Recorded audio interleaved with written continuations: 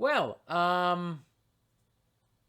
March was pretty interesting, I suppose, to put it bluntly.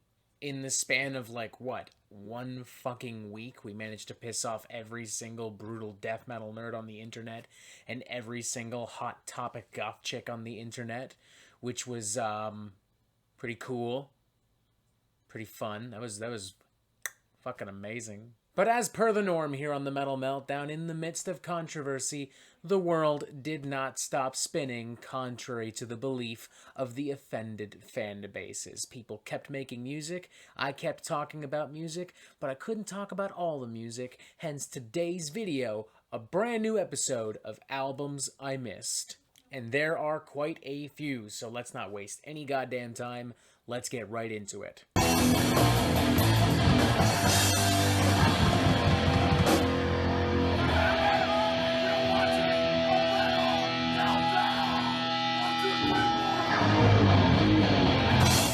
First up, we have Inspirations, a brand new cover album from Saxon. Holy fucking shit. Is there some kind of unwritten rule somewhere in some kind of ancient text that says that all 70s and 80s rock bands must eventually make a fucking cover album? And does it also say in that exact same text that the cover album must be as fucking boring and predictable as fucking possible? Because my fucking lord!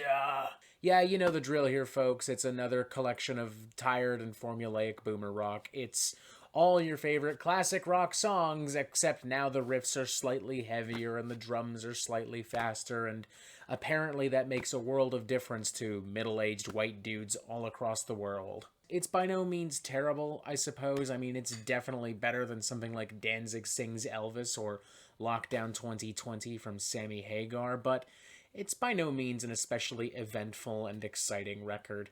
Your dad might get a cheap kick out of it. I don't know.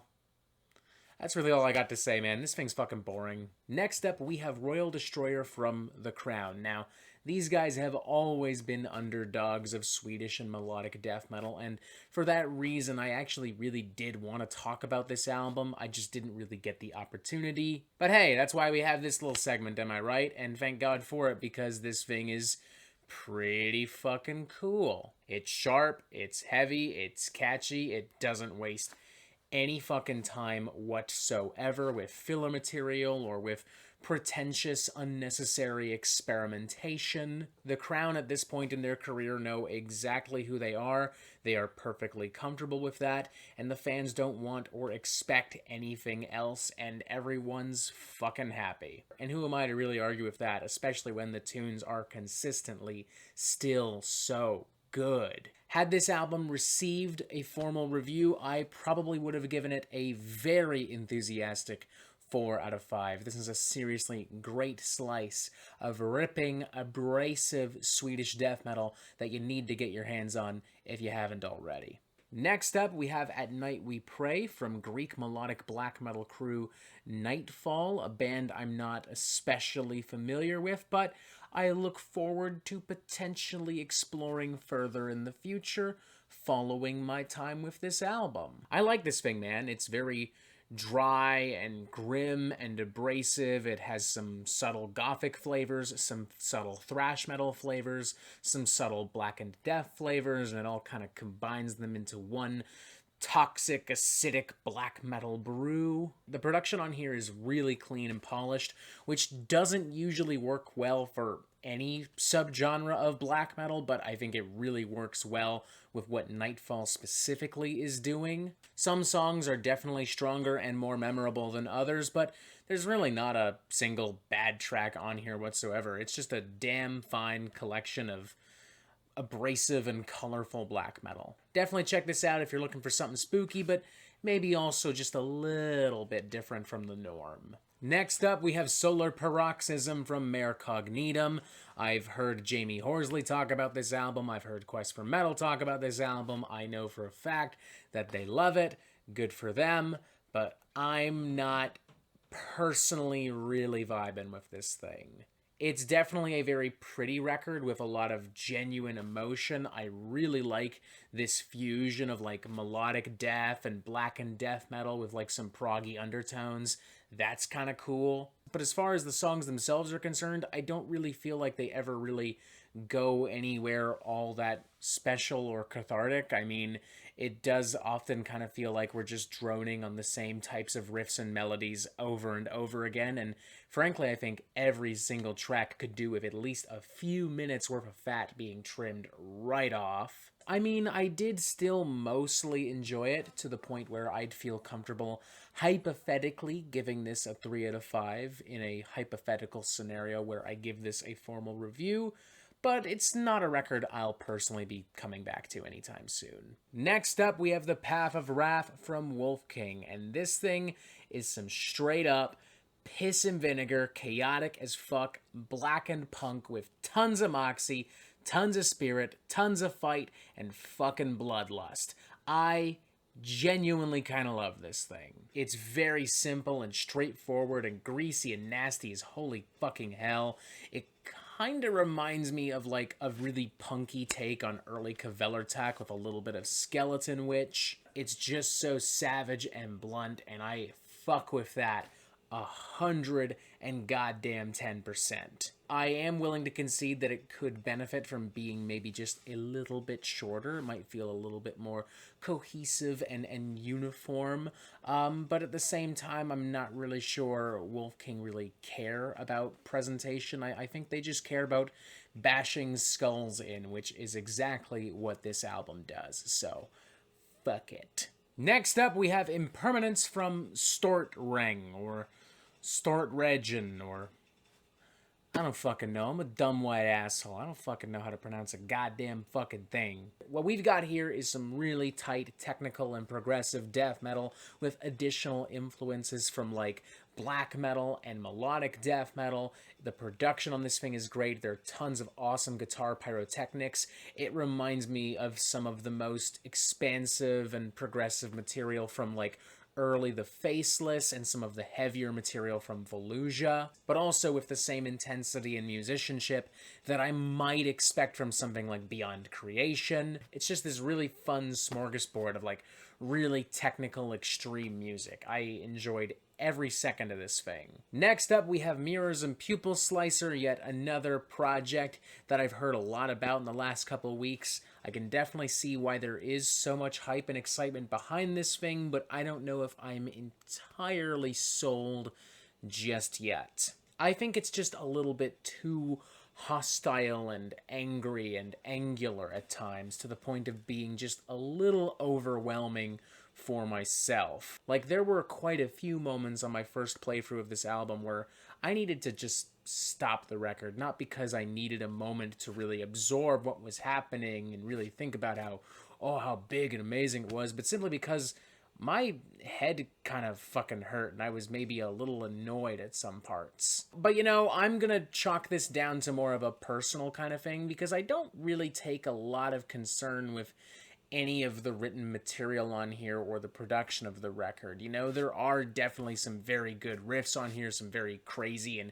hectic arrangements that I'm sure mathcore fans are going to love the fuck out of. I just wasn't really vibing with it, to put it really simple. It's kind of a cheap excuse, maybe a little lazy, but it's really the best I got right now. Next up, we have Vazio from Sepulcros. This is the debut album from this Death Doom project, which emphasizes both the death and the doom simultaneously in their brand of Death Doom. For every moment that is as gruelingly monotonous and depressing and atmospheric as you would expect from a band of this type, there's another moment that packs some seriously nasty fucking guitar work, some seriously horrific fucking vocal work. It balances and even contrasts emotional and sonic intensity in ways that other Death Doom bands often struggle with. It's surprisingly but wisely a very trim record as well, clocking in at a remarkably sharp 37 minutes. Almost exactly, for that matter. Yeah, man, color me very fucking impressed with this thing. This is one of the most interesting and exciting pieces of Death Doom I think I've had in a while, and I genuinely look forward to seeing what else Sepulcros has in store for us in the future. Next up, we have Karst Relic from Malist, and I think it's okay. I don't know, it's just kind of okay. Love the size and scale of the record, love the production, and I love that fucking artwork. That's one of the best pieces of artwork I've seen on a black metal record in a fucking while. But the music itself is just not resonating with me at all, man. It's honestly just kind of lame and predictable and boring. It's this really derivative, repetitive, kind of melodic black metal with like some subtle proggy flourishes and a lot of really sappy, generic acoustic guitar parts and interludes. If this album could speak, I am certain it would say over and over again, "Look at me. Look at how epic and cool and pretty I am." Yeah, I'm just not digging this thing at all. If you're looking for some really pretty melodic black metal, may I recommend the aforementioned Mare Cognitum instead? Just saying. Next up, we have Through the Gate Eternal from Demiser, and this thing is as fucking delicious as a hot slice of fucking pizza. Just pure, nasty, in-your-face, black and thrash metal madness. Tons of speedy riffs, tons of over-the-top guitar and vocal parts. It's super heavy, super grim. It's got a very raw and punky charm to it that I'm really fucking loving. It's like a more electric and over-the-top version of something like Toxic Holocaust. It probably won't win any points for being especially original or ambitious because it is neither. But you know what's more important than being original and ambitious? Being fun. And this thing is fun as fuck. So fuck it.